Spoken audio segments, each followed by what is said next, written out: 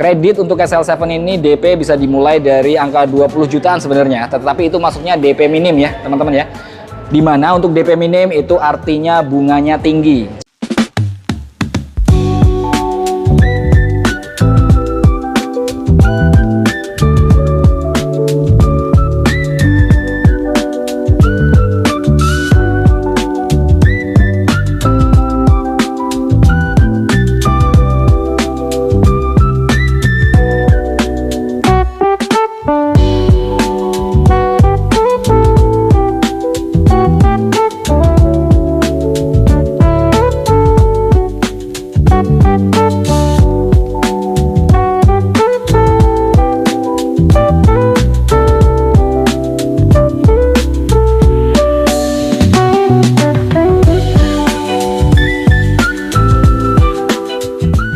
Ini dia XL7, mobil paling laris dari Suzuki.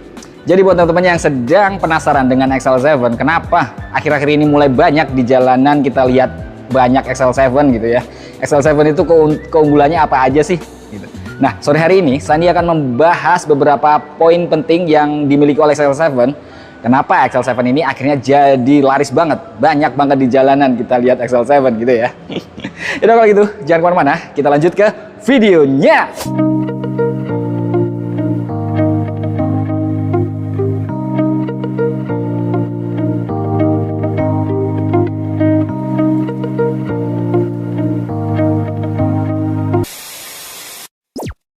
Di depan Sandi ini ada XL7 yang ini tipe Zeta atau tipe paling basic dari XL7.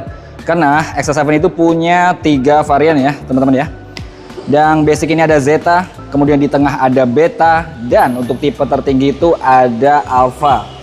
Alpha yang sering kita lihat itu yang two tone color, yang ada warna Savannah Ivory, ada juga putih, yaitu bodinya berbeda dengan warna atapnya. Berbeda dengan XL7 Beta dan Zeta, itu warna yang tersedia hanya single tone saja. Jadi seperti di depan Sandi ini, secara keseluruhan bodi itu warnanya sama, makanya disebutnya single tone, satu warna saja. Ini warnanya Magma Grey teman-teman ya. Di Zeta dan Beta itu sama, ada 4 pilihan warna untuk warna single tone pastinya, yaitu ada hitam, putih, grey, dan brave khaki. Brave khaki itu warnanya yang hijau agak kecoklat-coklatan gitu ya. Kalau teman-teman udah pernah lihat atau nonton video Sandi udah pernah bahas tentang warna brave khaki yang ada di Zeta maupun Beta. Sore hari ini Sandi hanya fokus akan membahas tentang XL7 Zeta atau varian paling basicnya ya teman-teman ya. Apa aja sih keunggulan Zeta ini? Bahkan walaupun dia itu tipe paling basic atau tipe standar gitu ya, standar banget, tapi dia punya berbagai keunggulan. Lalu keunggulannya apa aja Mas Andi? Keunggulan yang pertama yang pasti adalah harga. XL7 Zeta ini adalah yang paling murah karena dia tipe standar tadi ya, bisa bilang tipe basic. Dia yang paling murah. Selisihnya dibanding dengan Beta di atasnya itu ada di 20 jutaan. Kalau dibanding dengan Alpha yang varian tertinggi berarti di atas 30 juta selisihnya. Jadi selisih 20 sampai 30 juta XL7 Zeta ini jadi yang paling murah. Walaupun murah tetapi dia sudah benar-benar punya DNA yang sama gitu, dibanding dengan Beta maupun Alpha. Yaitu yang pertama dia punya sasis, body, ukuran kabin, kelegaan kabin, konfigurasi jok sama persis dibanding dengan Beta dan Alpha. Itu yang pertama. Yang kedua dia juga punya mesin yang sama persis. Mesinnya K15B 1500 cc 4 silinder. Jadi untuk masalah mesin dia juga masih sama persis. Untuk transmisi pun sama. Ketiga varian antara Zeta, Beta, dan Alpha punya transmisi yang sama. Manual 5 speed dan otomatis konvensional 4 speed. Jadi nggak ada yang berbeda gitu ya. Kemudian untuk ground clearance-nya pun sama. Atau tinggi minimum untuk bodi ini, untuk mobil ini di angka 20 cm atau 200 mm. Karena ketiganya memakai ban yang ukurannya sama pula, yaitu ban R16 atau ring 16 bisa kita sebutnya seperti itu ya, dengan ukuran lebarnya itu 195, tingginya per 60% R16 ya, seperti Sandi bilang. Untuk ukuran ban itu sama ketiga mobil, ketiga varian Zeta, Beta, dan Alpha sama. Makanya untuk ground clearance, tinggi mobil, dimensi, panjang, lebar, semuanya sama. Dengan harga yang jauh lebih murah, XL7 Zeta ini punya mesin yang sama dibanding dengan Beta dan Alpha. Yang membedakan hanya di sini nih, peredam. Kalau di Zeta ini kita belum dapat peredam, tapi harga peredam itu nggak mahal teman-teman. Sekitar 300 ribuan teman-teman sudah bisa pasang peredam untuk kap mesin yang atas. Karena untuk yang di dalam sana, yang di masuk arah kabin sana, itu sudah terdapat peredam di XL7 Zeta ini. Nah, kembali lagi saya ingatkan untuk mesin itu sama persis. Ini sama-sama K15B. Dengan tenaga puncak ada di 104 PS dan torsinya ada di 138 Nm, sama aja gitu teman-teman. Yang sedikit membedakan di XL7 ini tidak adanya baterai hybrid. Di Zeta ini belum ada baterai hybrid. Yang itu efeknya adalah di konsumsi bahan bakar.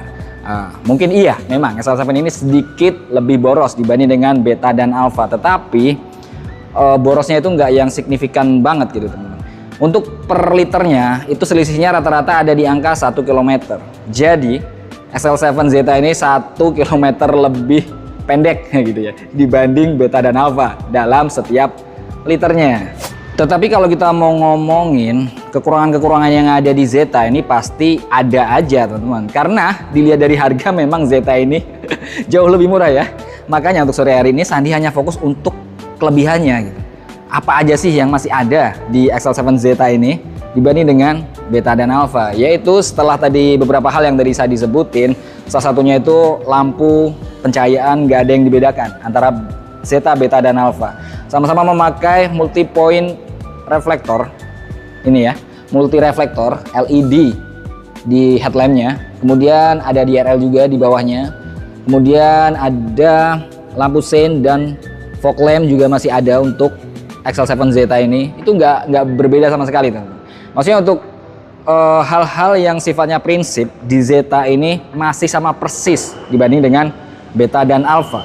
Bahkan masuk ke dalam, ini Sandi tunjukin bahwa tidak ada yang berbeda di antara Zeta, Beta, dan Alpha. Mostly itu masih sama persis teman-teman. Dari bentuk setir yang sama persis, kemudian kisi-kisi AC yang sama-sama minimalis dan modern, ya kan. AC sudah digital juga. Kemudian head unit juga sama persis, 7 inch dengan konektivitas mirroring. Kalau untuk XL7 ya, head unitnya sama persis di semua tipe. Kemudian untuk pengaturan spion samping juga sudah elektrik ya, sama. Kemudian di kaca samping semua sudah ada power window, ada auto di bagian sisi driver. Itu udah nggak ada yang berbeda gitu di antara Zeta, Beta, dan Alpha. Kemudian ini juga masalah joknya. Joknya di Zeta walaupun tipe paling basic, dia juga sudah dikasih kulit sintetis untuk side bucketnya ya. Untuk side bucketnya itu kulit sintetis, kemudian di tengah sini fabric. Ini sama persis antara ketiga tipe dari XL7. Konfigurasi jok atau bangku di ketiga baris ini sama persis antara Zeta maupun Beta dan Alpha. Ini untuk bangku baris ketiga juga bisa dilipat rata lantai untuk tambahan space bagasi ya. Kedua-duanya bisa, ini 50-50 ukurannya, jadi bisa 50-50. Jika teman-teman mau salah satu saja juga bisa berarti. Untuk kompartemen tambahan di bawah ini juga sama persis, ukurannya pun sama. Pokoknya itu nggak ada yang berbeda untuk konfigurasi jok antara ketiga tipe yang ada di XL7. Kalau mau space tambahan bagasi ya, ini bagian tengah juga bisa diratain lantai teman-teman. Jadi XL7 ini sangat ergonomis sekali ya untuk muatan.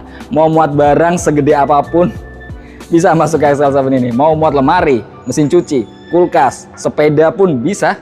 Jadi XL7 ini kenapa sangat laris ya, salah satunya karena kepraktisannya tadi teman-teman. Selain kepraktisan dari konfigurasi jok tadi teman-teman, ini saya juga mau unjukin bahwa XL7 yang sebenarnya ini MPV tapi ala-ala SUV ini juga punya roof rail yang asli.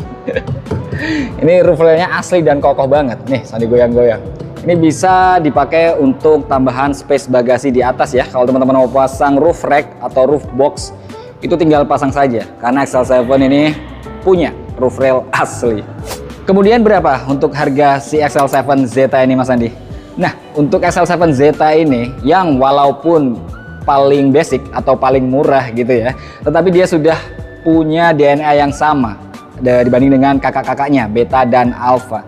Nah, untuk varian paling murahnya dari XL7 Zeta ini ada di transmisi manual, yaitu dengan harga 239 juta. Teman-teman sudah bisa bawa pulang mobil 7 penumpang yang sangat keren ini, XL7 ya kan. Bagaimana untuk varian otomatisnya atau transmisi otomatisnya itu? Berarti di harga 250 juta rupiah. Itu udah mantap banget ya untuk mobil low SUV 3 baris semacam XL7 di belakang Sandi ini. Makanya ini tuh udah mulai banyak banget beredar di jalanan gitu ya. Karena berbagai keunggulan yang dimiliki oleh XL7 tadi, tetapi tetap dengan harga yang masih terjangkau gitu. Bagaimana untuk teman-teman yang mau melakukan pengajuan kreditnya? Kredit untuk XL7 ini DP bisa dimulai dari angka 20 jutaan sebenarnya, tetapi itu masuknya DP minim ya teman-teman ya.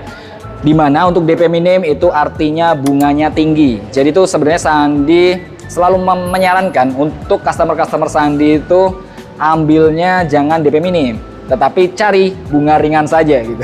Nah, untuk bunga ringan XL7 Zeta ini bisa dimulai dari DP 50 jutaan, yang mana nanti akhirnya angsuran itu di angka 4 jutaan. Itu enak banget teman-teman. Jadi kalau teman-teman hitung nih total bayar dibanding dengan harga mobilnya atau harga OTR-nya gitu ya, itu pasti selisihnya nggak banyak kalau teman-teman akhirnya memilih bunga ringan dibanding dengan DP minim yang angsurannya lebih mahal, bunganya lebih tinggi. Akhirnya selisih antara total teman-teman bayar ke leasing dibanding dengan harga mobilnya itu selisihnya lumayan jauh gapnya gitu. Itu kalau gitu Sandi ucapin banyak banget terima kasih buat teman-teman yang sudah support channel Sandi ini, sudah like, share, komen, subscribe. Sandi ucapin banyak banget terima kasih. Dan buat yang belum juga tetapi selalu nonton updatean dari video-video Sandi ucapin banyak juga terima kasih. Kalau gitu Sandi pamit undur diri. Wassalamualaikum warahmatullahi wabarakatuh.